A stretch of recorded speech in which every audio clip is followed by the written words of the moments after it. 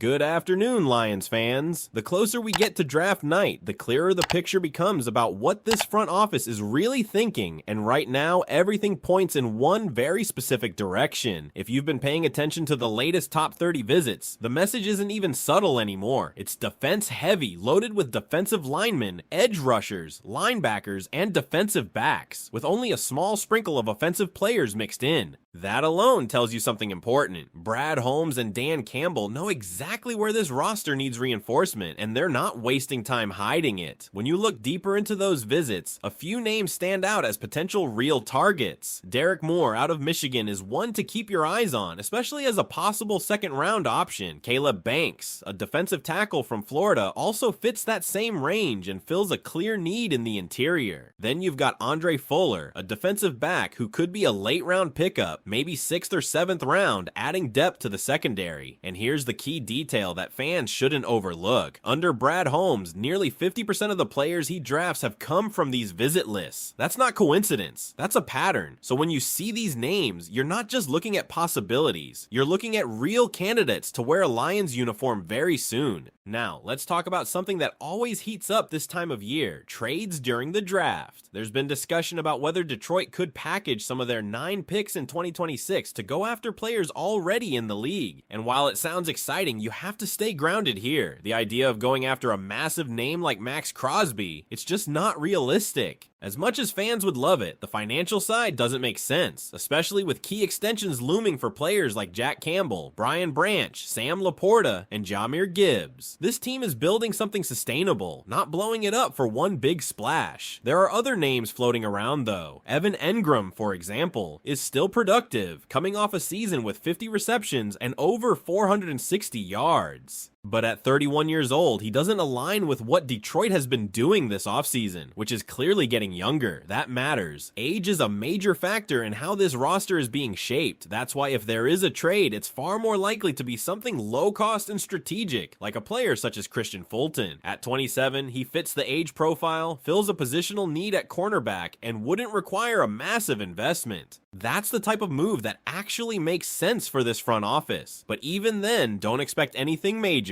Brad Holmes has shown time and time again that he trusts his ability to draft and develop talent. This is a general manager who has already built a roster with multiple Pro Bowlers through the draft. That's his strength, and he leans into it. If a trade happens, it's probably because the board didn't fall the way they wanted, not because they're chasing a headline. Now shifting to what might be the most important piece of this entire puzzle, pick 17. There's been insight suggesting that the Lions have a significant hole at right tackle, especially with the expected shift on the offensive line. Because of that, names like Spencer Fano from Utah and Caden Proctor from Alabama start to make a lot of sense. And when you factor in how this draft might unfold, with a potential run on offensive linemen starting as early as pick 11 and stretching deep into the first round, it creates urgency. We could realistically see close to half of those mid to late first round picks used on offensive linemen. So the question becomes simple: do you wait and risk missing out, or do you lock in your guy at 17 and secure one of the most important positions on the field? From a strategic standpoint, it feels like the safer move is to take the tackle early and avoid scrambling later. This isn't a position you want to gamble with. At the same time, there's another major need that hasn't gone anywhere: edge rusher, even with Aiden Hutchinson coming off a massive season with 14. 5 sacks. The production on the opposite side is a concern, especially after losing 11 sacks from last year's rotation. That's why edge continues to be just as strong of a possibility as offensive tackle in that first round. It's not complicated. The two biggest needs on this team right now are edge and tackle, and everything we're hearing keeps reinforcing that. And then there's the ripple effect of the draft on the current roster. There are already discussions about players who could see their roles diminished or even lose their starting spots. One of the biggest names in that conversation is Larry Borom. If the Lions draft a tackle early, it's hard to see him holding onto a starting role for long. That doesn't mean he has no value, but it does mean competition is coming fast. Other names like Terrion Arnold and DJ Wonnum have also come up, but those situations feel very different. Arnold, despite some growing pains, has shown progress, and the depth at cornerback isn't strong enough to justify moving on. As for Wonnum, the edge position has always been rotational in this system. A slight drop in snap percentage doesn't necessarily mean losing your job. It just means the rotation is working as intended. So as everything builds toward draft night, the direction is becoming clearer. Defense is a priority. The trenches are a priority. Youth is a priority. And above all, staying disciplined in the draft process is a priority for this front office. Now the big question for you as a fan watching all of this unfold is simple. If you're sitting at pick 17, do you secure the offensive tackle and protect the future of the line? Or do you go after that edge rusher to complete the pass rush? What would you do? And that's where this decision starts to get even more interesting. Because once you look beyond pick 17, the entire structure of this draft for Detroit begins to take shape in a very calculated way. If they do go offensive tackle early, it immediately shifts the pressure to the second round to address the edge position. And that's where those earlier visit names start to circle back into the conversation in a very real way. Think about someone like Derek Moore again. If he's sitting there in that range, he becomes incredibly valuable, not just because of talent, but because he fits the exact mold this team has been targeting: young, physical, and aligned with the defensive identity they're building. The same goes for Caleb Banks on the interior. If the Lions walk out of the first 2 rounds with a tackle and a defensive lineman, suddenly the entire narrative around this defense changes. You're not just filling holes anymore, you're building layers of depth that can rotate, develop, and sustain performance over a full season. And that rotation piece matters more than people realize. You heard it earlier when talking about the edge group. This coaching staff doesn't rely on just 1 or 2 guys to carry the load. It's about waves, constant pressure, fresh legs. That's how you maintain intensity deep into games and late into the season. So even if a rookie doesn't come in and immediately play 80% of snaps, that doesn't mean he's not a critical part of the plan. It actually means the opposite. He's being integrated into a system designed for long-term success. Now let's connect this back to the idea of trades during the draft, because this is where things could quietly get strategic. If the board starts to fall in a way where their top edge targets are slipping into that late first or early second round range, don't be surprised if Brad Holmes considers moving up slightly. Not for a blockbuster, not for a headline, but for precision. That's how he operates. Controlled aggression. If there's a player they truly believe fits both the talent level and the culture, they won't hesitate to make a move within reason. At the same time, if things don't fall their way, this is where having 9 picks becomes a real advantage. They can afford to stay patient, stack value, and continue addressing depth across multiple positions. Cornerback, defensive line, maybe even another offensive piece later on. This roster still has areas that can be strengthened, and the draft is the perfect place to do it without sacrificing the team's long-term financial flexibility. And that brings us back to something that's been consistent through everything we've talked about: discipline. There's been noise around wide receivers, quarterbacks, even other defensive positions at pick 17, but when you really break it down, those don't line up with what this team has shown you. This is the time of year where misinformation is everywhere, where narratives get pushed to create smokescreens. But if you stay focused on the patterns, visits, roster construction, age profile, past draft behavior, the truth becomes a lot easier to see. This team is not drafting for headlines. They're drafting for sustainability. They're drafting to keep this window open, not just for one season, but for multiple years. And that's why every move, every visit, every rumor needs to be filtered through that lens. So as we head into draft night, everything is set up for a defining moment. Pick 17 is going to tell us a lot, not just about this class, but about how this front office sees the next phase of this team's evolution. Whether it's locking down the offensive line or adding firepower to the pass rush, the decision they make will ripple through the rest of the draft and possibly reshape the depth chart in ways we're only starting to anticipate. Because once that first pick is made, everything else starts moving fast, and this is where the Lions can really separate themselves from the rest of the league if they execute the way they've done in previous drafts. What people often overlook is how much the later rounds matter to this front office. This isn't a team that just hits in the first round and hopes for the best. Brad Holmes has consistently found contributors across multiple rounds, and with the number of selections they're holding, this draft could quietly become one of the deepest classes they've added in years. If they walk out of day one with a starting caliber tackle, the pressure shifts, but it doesn't disappear, it evolves. Now you're looking at day 2 as the moment to inject speed and physicality into that defensive front, and this is where the earlier groundwork really pays off. Those visits weren't random. They were targeted. They were intentional. And when you combine that with the team's tendency to draft from that pool, it becomes easier to project how this board might fall for Detroit. At the same time, there's always that scenario that fans don't want to think about, but it happens every year. What if the run on offensive linemen starts earlier than expected and the top options are gone before 17? That's when discipline gets tested. That's when a front office shows whether it truly trusts its board or panics and reaches. Based on everything we've seen from Holmes, reaching just isn't part of the philosophy. If the value isn't there, they pivot, and that pivot could very well be toward an edge rusher, which still addresses one of the biggest needs on the roster. And imagine that outcome for a second. You land a high-upside edge player at 17, pair him with Aiden Hutchinson, and suddenly the identity of this defense becomes even more aggressive. Now quarterbacks can't just shift protection one way. Now you're forcing offenses to make quicker decisions, creating more turnover opportunities for the secondary. That's how one pick can influence the entire unit. But regardless of how that first round plays out, the key is what follows. Depth isn't just about having bodies, it's about having players who can step in without the system breaking down. That's something Detroit has been building toward. And when you look at positions like cornerback and defensive line, there's still room to add competition. Not necessarily to replace starters immediately, but to push them, to elevate the overall level of play across the roster. And don't forget the subtle roster pressure that comes with every draft. Even if it's not being said publicly, players know what's coming. When a team invests a high pick in your position, it sends a message. For someone like Larry Borom, the writing is already on the wall. For others, it's about proving they can hold their role against incoming talent. That internal competition is exactly what Dan Campbell wants. It raises the standard across the board. So what you're really watching unfold isn't just a draft strategy, it's a continuation of a long-term vision. Every pick is a piece of a larger structure. Every decision ties back to maintaining balance between immediate impact and future flexibility. And that's why you shouldn't expect anything reckless or out of character. No panic moves. No desperate swings. Just calculated, consistent team building. And if they get this right, if they hit on that first pick, find value on day 2, and add depth on day 3, you're looking at a roster that doesn't just compete, but sustains success deep into the season and beyond. That's the difference between a good team and a great one. So now it all comes down to execution. The board will fall how it falls. The opportunities will be there. The question is whether the Lions capitalize the way they have in recent years, or if this draft throws them a curveball they have to adjust to on the fly. And here's where things can take a turn that not everyone is fully prepared for, because the deeper you go into this draft, the more you start to see how flexible this front office really is. Up to this point, everything we've talked about has been grounded in clear needs: offensive tackle, edge rusher, defensive depth. But what separates Detroit right now is that they're not desperate. They don't have to force anything, and that gives them leverage as the board starts to thin out. Let's say they secure one of those key positions early. From that moment on, the Lions can start thinking a step ahead of everyone else. Instead of chasing needs, they can start targeting value, upside, and long-term development. That's where Brad Holmes has quietly built his reputation. It's not just about hitting on obvious picks, it's about identifying players who fit the culture, who can grow into roles, and who eventually outperform where they were selected. And this is exactly why those later round names matter so much. A guy like Andre Fuller, for example, might not generate headlines, but these are the types of players that fill out your roster and, over time, become contributors in key moments. Maybe it's on special teams early, maybe it's rotational snaps on defense, but those roles are critical across a full NFL season. Injuries happen, depth gets tested, and the teams that prepare for that reality are the ones still standing late in the year. Now, there's also another angle that hasn't been talked about enough, and that's how this draft